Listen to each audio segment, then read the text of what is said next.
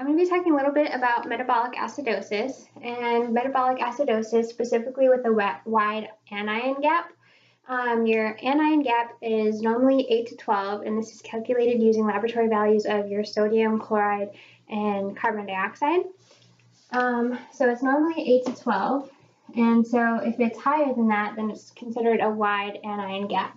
And so you'd use that calculation, so you'd take sodium minus your anions. So sodium minus chloride minus CO2. And you might also see it written out as sodium minus chloride plus CO2, and it gives you the same answer.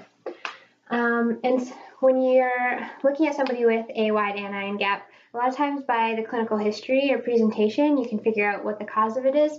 But if you're not sure why they have a wide anion gap, you can look at this mnemonic called mud piles, and it has different causes that would make someone have this result. And the mnemonic is mud piles. It stands for methanol, uremia, diabetic ketoacidosis, formaldehyde, iron or INH, lactic acidosis, ethylene glycol, and salicylates. And these are different things that can lead to a wide anion gap metabolic acidosis. What I'm going to talk a little bit more about is diabetic ketoacidosis. So, your anions are out of whack here with diabetic ketoacidosis because you have a low pH of the serum. And with ketoacidosis, and also you have low insulin levels with diabetic ketoacidosis, and both of these two factors can cause you to lose potassium and phosphate.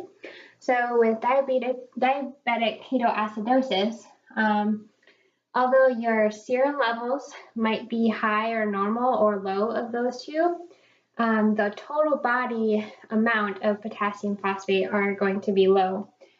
So just know that when you treat somebody with diabetic ketoacidosis, you're going to be giving them fluids and insulin, and giving both of these things can decrease the amount of potassium and phosphate.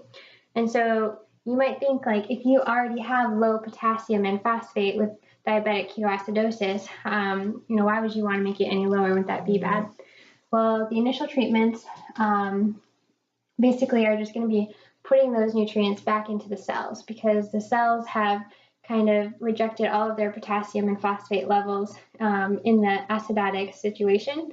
So now we're just kind of putting it back to where it goes. So within the first 24 to 48 hours of treatment of diabetic ketoacidosis, your patient will probably have most likely a very low potassium and phosphate level if you don't fix that. So by giving them the treatment of volume expansion, you're going to be increasing their glomerular filtration rate. And so with increased kidney function, they're going to be excreting more potassium and phosphate. So that's one way that they're going to be decreasing their serum levels. And then the other way that they're going to be losing it is if you're giving them insulin to correct their acidosis. That helps move potassium and phosphate into the cells. So that's why you're going to have those low levels for 24 to 48 hours when you're treating somebody with diabetic ketoacidosis.